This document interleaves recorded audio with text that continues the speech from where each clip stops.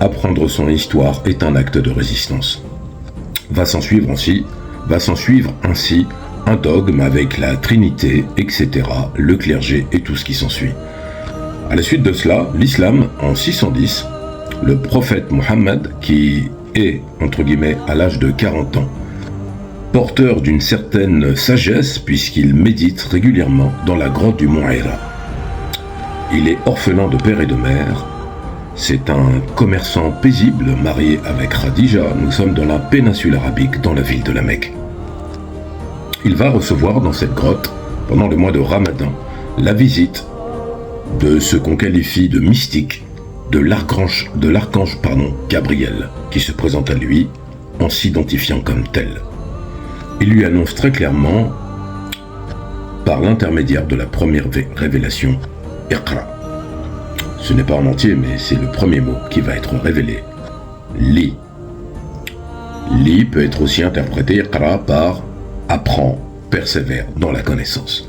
Ainsi, de 610 à 632, l'islam va se développer et s'affirmer comme une religion à part entière, appuyée sur la révélation dite coranique. Ce qui est intéressant, c'est qu'après, vous avez ces trois religions monothéistes qui vont coexister et va s'en suivre une période quasiment interminable de guerre. Le pape Urbain va établir la réalité de la première croisade en ordonnant aux Européens de se rendre en terre de Jérusalem, considérée comme une terre sainte, afin d'y protéger les pèlerins. Il faut considérer que les Européens ne vont pas y aller d'abord pour la religion. Ils vont rapidement s'apercevoir qu'ils peuvent s'enrichir et étendre leur influence et leur domaine. En France, c'est Godefroy de Bouillon qui, lui, par exemple, est le fer de lance de cette première croisade. Ce seront des massacres envers les populations musulmanes, des massacres de Saint-Jean d'Acre à Jérusalem, tellement nombreux que cela va choquer le monde musulman de l'époque. La réponse se fera par l'intermédiaire de Salah ud-Din, qui va mener les armées musulmanes afin de reprendre Jérusalem. Il y aura beaucoup de guerres par la suite, des périodes très troubles, que ce soit la conquête de Byzance devenant Constantinople, que ce soit les oppositions en Andalousie, par exemple, entre le califat musulman andalou, les Européens, et toutes ces guerres-là vont amener à une réalité géopolitique, la domination des Européens, des empires plutôt même, j'ai envie de dire des empires chrétiens, parce que les Romains vont transformer cela ensuite, et après la chute de l'Empire romain, ce sont des empires chrétiens qui vont se créer. Cela permet de comprendre aujourd'hui cette dynamique de division de l'humanité, car vous avez des milliards d'individus, comme je le disais, qui se revendiquent d'une foi, mais qui ne sont pas nécessairement d'accord, bien que nous pouvions considérer que ces trois religions, les religions dites abrahamiques, adorent le même Dieu. Maintenant que j'ai fait ce constat, il faut amener une autre subtilité dans l'histoire. On considère que la spiritualité africaine est souvent aujourd'hui qualifiée de sorcellerie. Alors je dis sorcellerie pour que vous compreniez de quoi je parle, parce que le mot sorcellerie n'existe pas en Afrique, pas plus que magie noire. Ce sont des termes européens visant à des pratiques européennes.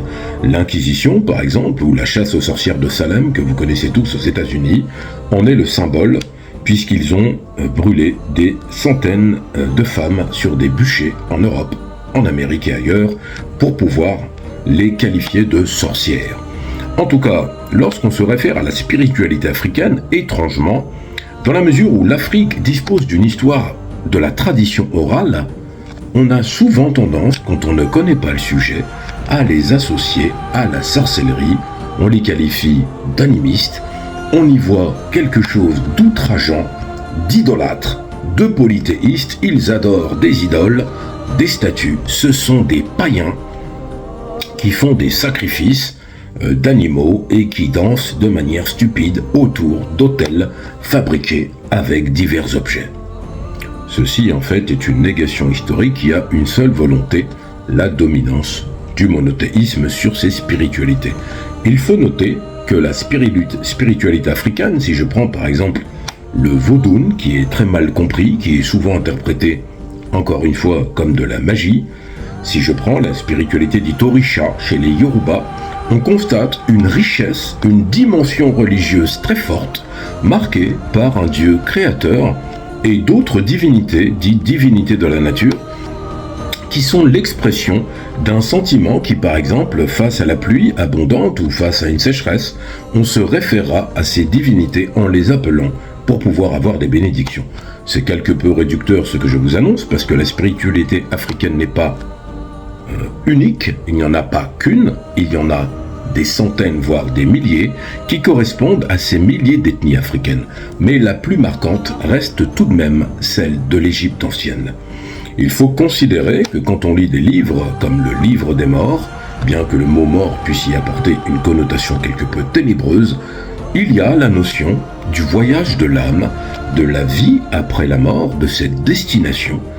Bien avant, et je le précise, bien avant les monothéismes, il y a aussi ces dimensions du Dieu créateur, à noter Akhenaton, qui par exemple, avec la philosophie de Aton, va introduire un monothéisme, c'est une volonté qu'il va affirmer, ce qui va d'ailleurs, entre guillemets, nuire à son règne et à sa réputation. En tout état de cause, il est important de rappeler que l'humanité est d'abord cosmopolite, que le terme monothéisme est l'unique voie que l'on croit être la plus sûre ou la plus pertinente. Même en Asie, vous avez d'autres spiritualités, que ce soit le shintoïsme ou le taoïsme, qui sont certes pour certains des philosophies, ou des religions comme le bouddhisme avec Gautama, Siddhartha, etc., qui sont qualifiés aussi, ou comme l'hindouisme. Tout cela est qualifié de tribalisme, de magie, de sorcellerie, et cela a une connotation mauvaise. Il faut préciser que toutes ces spiritualités existaient avant les religions. On les appelle même pas des religions. Religae, relier les hommes entre eux ou relier l'homme au divin. Vous voyez, le fait d'avoir cette négation historique permet d'asseoir une surpuissance des religions dites monothéistes. Il faut considérer que toutes ces populations, et là je m'adresse à ceux qui sont chrétiens, juifs ou musulmans, que tous ces peuples qui vivaient avant l'avènement des trois grandes religions, si vous êtes fidèles à vos croyances, vous savez pertinemment qu'ils n'ont pas eu connaissance de ce que vous avez en termes de foi, mais vous ne pouvez pas dire par exemple qu'ils vont aller brûler dans une fournaise, puisqu'ils n'avaient aucune connaissance ni de l'enfer, ni de ces paradis décrits dans les dogmes religieux. Ainsi, on peut s'interroger de leur destination finale. Bon, certains vont me dire que le Créateur de toutes choses aura envoyé des prophètes à toutes les époques et à tous les peuples. Alors dans ce cas-là, si on accepte cette idée, on peut considérer que dans l'Égypte ancienne, qui a quand même établi l'une des religions les plus puissantes ou l'une des spiritualités, appelez-le comme vous voulez, qui a régné sur le monde et a apporté au monde des bienfaits réels en termes de sciences, la médecine, l'astronomie, les mathématiques, la philosophie, l'apport est tellement puissant qu'il est effacé, ce qui est paradoxal.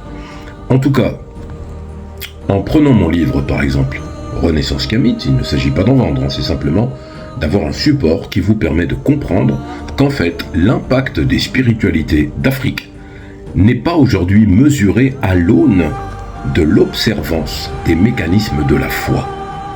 Il faut ouvrir son esprit. Même si vous êtes musulman, chrétien ou juif, vous ne devez pas considérer que c'est un blasphème d'aller vous intéresser à ces spiritualités. Je rappelle à ceux qui l'ignorent, parce que je l'ai vu sur des lives, que quand on nous qualifie de kémitisme, le kémitisme n'est pas une religion, ni un mouvement sectaire, c'est en fait une recherche de retour à la source, entre guillemets, puisque Kemet est la mère des civilisations, pour ainsi dire, je parle des civilisations dites modernes, et qu'en fait, on peut être musulman et être kémite, on peut être chrétien et être kémite, mais être kémite va vous engager à chercher. Et je dis toujours, quand on cherche, on trouve. Frappez et l'on vous ouvrira. Vous connaissez ce dogme. En tout état de cause, soyez conscient que l'adversaire n'est pas celui que vous croyez. Celui qui se revendique, entre guillemets, d'une recherche kamite, ou qui veut se revendiquer comme kamite, n'est pas votre ennemi. Il n'est pas celui qui va s'opposer à vous. votre adversaire n'est pas là. Essayez de réfléchir à cela. Après, je vous donne un élément de réponse. Qui domine aujourd'hui l'humanité? Qui a colonisé quasiment tout le monde? Qui a provoqué de multiples guerres? Qui manipule, qui vole les ressources, qui pollue la planète, qui a balancé des bombes nucléaires sur des populations civiles? Quand vous aurez cet élément de réponse, vous comprendrez que votre adversaire, ce n'est pas Kemet. Non, votre adversaire, c'est l'impérialisme, le capitalisme, le néocolonialisme. Quand vous aurez cette donnée-là dans l'esprit, réorientez-vous et ne soyez pas insultant. Car certes, Dieu tient compte de tout. Merci de vous abonner.